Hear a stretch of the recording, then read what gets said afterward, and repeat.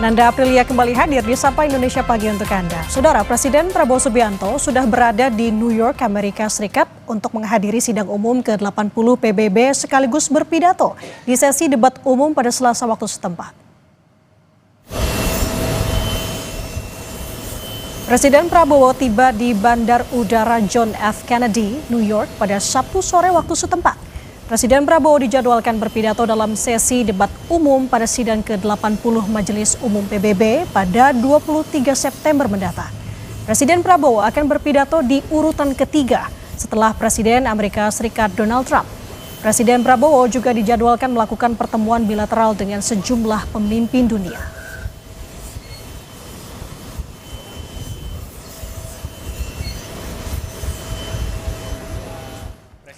Dari Bandar Udara John F. Kennedy, Presiden Prabowo Subianto menuju hotel tempatnya bermalam selama di New York, saudara. Kedatangan Presiden disambut diaspora Republik Indonesia yang menunggu di sekitar hotel.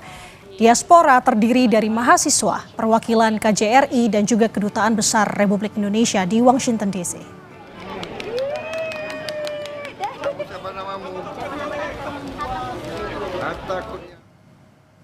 Presiden Prabowo Subianto dijadwalkan menghadiri dan berpidato di sidang ke-80 Majelis Umum Perserikatan Bangsa-Bangsa di New York, Amerika Serikat, Selasa 23 September 2025.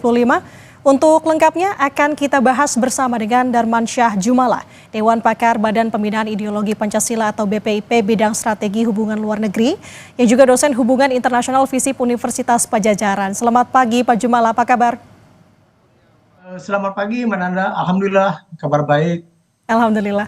Pak Jumala, Presiden Prabowo dijadwalkan akan berpidato di sesi debat umum di urutan ketiga setelah Presiden Brazil dan juga Presiden Amerika Serikat.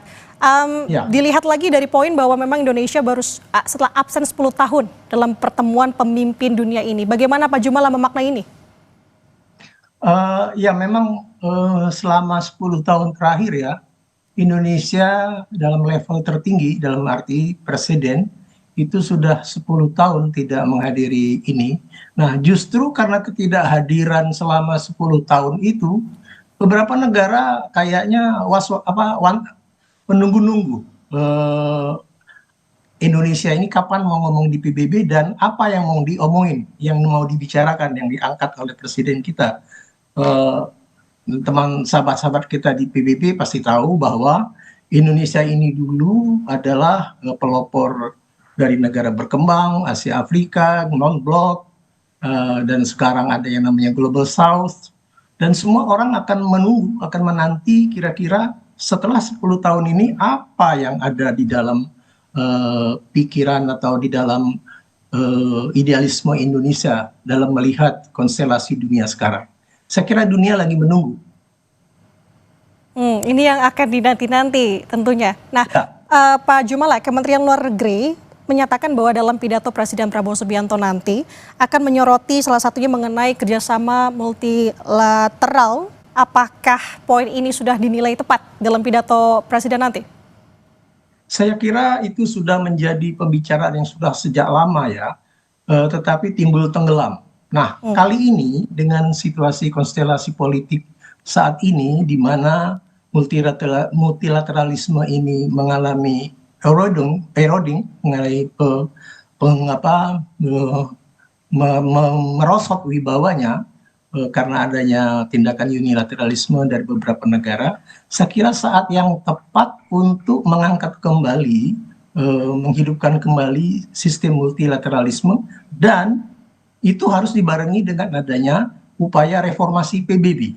Sebab konstelasi politik dan geopolitik sekarang ini jauh berbeda dengan konstelasi politik ketika PBB itu dibangun pada tahun 1945. Jadi perubahan-perubahan dalam konstelasi politik inilah yang kira-kira perlu diakomodir di dalam pengaturan atau sistem multilateralisme di bawah PBB. Saya kira tepat waktu untuk dibicarakan lagi. Berarti bisa dikatakan ini menjadi angin segar Pak Jumala di tengah merosotnya tadi Anda katakan mengenai semangat multilateralisme global, apalagi saat ini yang tengah digencarkan adalah perdamaian Palestina. Begitu Pak Jumala? Ya, saya kira tepat sekali. bukan hanya dari sistem strukturalnya ya, yang perlu kita adakan semacam apa ya, semacam pembicaraan atau pembahasan lagi. Yang lebih penting dari itu adalah paradigma. Paradigma bagaimana how to conduct foreign policy. Bagaimana kita melaksanakan hubungan luar negeri itu sendiri. Nah, bagi saya pidato Presiden Prabowo kali ini adalah tarikan benang merah sejarah sejak Bung Karno tahun 1960 sampai tahun 2025 ini. Itu kira-kira sudah berapa tahun itu? Sudah 70 tahun lebih ya.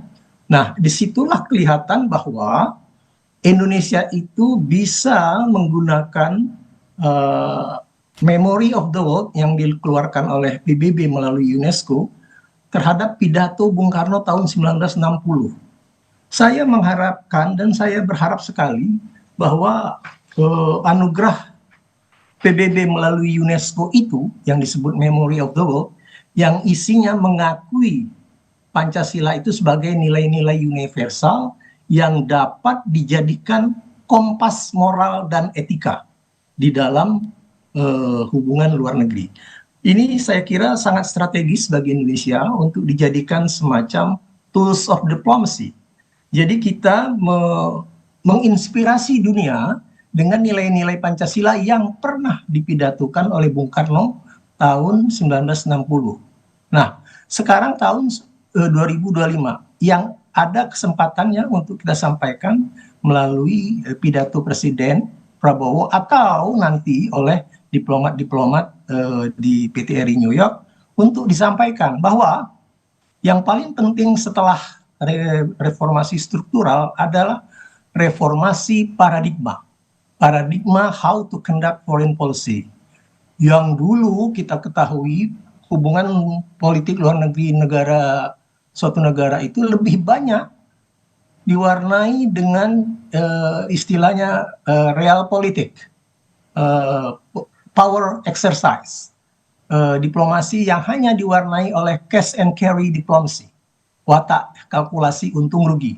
Nah, dengan pidato Bung Karno Pancasila tahun 60 dulu, sebenarnya Bung Karno itu menginspirasi dunia bagaimana melaksanakan politik luar negeri, hubungan antar negara berbasis nilai.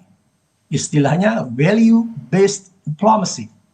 Nilai apa itu? Nah, dalam pidato Bung Karno itu adalah nilai-nilai yang bersifat kemanusiaan, nilai-nilai yang menghargai kedaulatan, nilai-nilai yang menghargai kemandirian.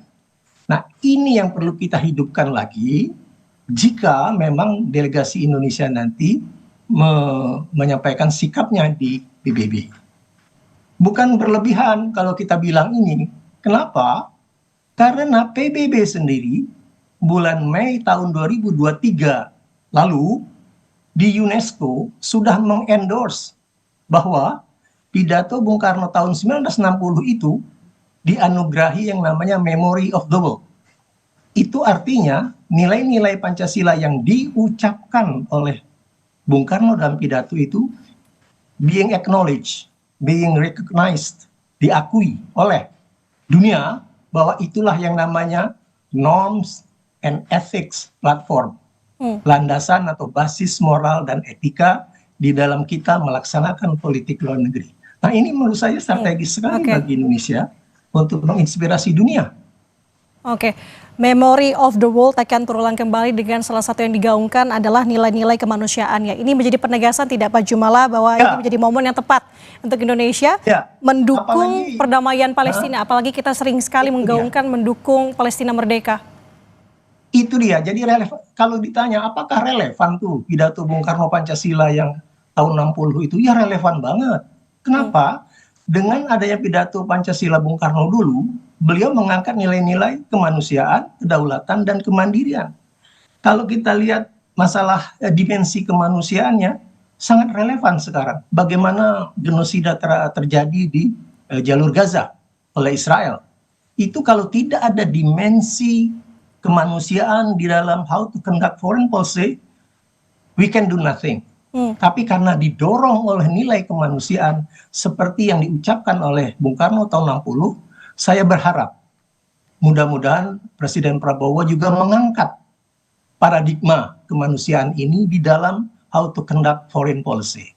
Jadi di sini kelihatan bahwa nilai-nilai pidato tahun 60 benang merahnya itu langsung bersambung dengan tahun 2025 yang akan disampaikan oleh Pak Prabowo.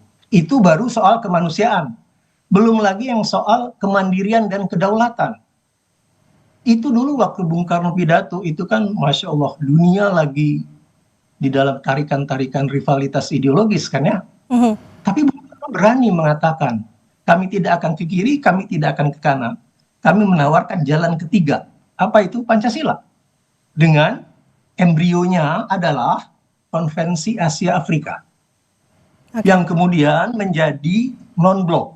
Bahwa ada kedaulatan, kemandirian negara berkembang untuk membangun dengan kekuatan sendiri, tidak dipengaruhi oleh tarikan ideologis. Nah sekarang ada yang namanya Global South, ada yang namanya BRICS. Kan konstelasi berubah, tetapi nilainya tetap. Apa itu?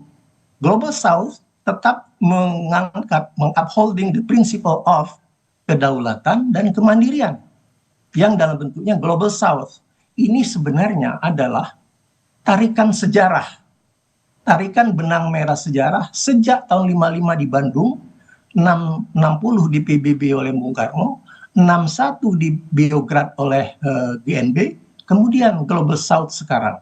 Nah inilah namanya tarikan benang sejarah yang mengangkat harkat dan martabat negara berkembang berdasarkan kemanusiaan, kedaulatan, dan kemandirian. Ini yang sebenarnya harus diangkat oleh delegasi Indonesia, siapapun nanti di PBB. Pak Jumala, kalau melihat dari harapan apa yang kemudian nanti akan disampaikan oleh Presiden Prabowo dalam pidatonya, kemudian juga apa dampak yang akan dirasakan oleh Indonesia atas kehadiran Presiden Prabowo Subianto dalam forum sidang umum ke-80 PBB, singkat saja Pak. Indonesia akan menjadi semacam kompas, akan menjadi semacam mercusuar atau kompas di dalam hubungan internasional yang menyampaikan paradigma baru dalam diplomasi, yaitu value based diplomacy. Diplomasi berdasarkan nilai, bukan hanya diplomasi berdasarkan real politik, bukan diplomasi berdasarkan cash and carry, tetapi diplomasi yang berdasarkan nilai kemanusiaan, kedaulatan, dan kemandirian. Paradigma baru inilah yang menurut saya diakui oleh PBB UNESCO terhadap pidato Bung Karno tahun 60 melalui Memory of the World itu. Ini menjadi langkah yang baik, momentum yang baik untuk Indonesia. Terima kasih atas pemaparan Anda sudah bersama dengan kami di Sapa Indonesia Pagi. Pak Jarmansyah Jumala, Dewan Pakar BPIP sekaligus dosen hubungan internasional FISIP Unpad. Assalamualaikum Bapak, sehat selalu. Waalaikumsalam, terima kasih.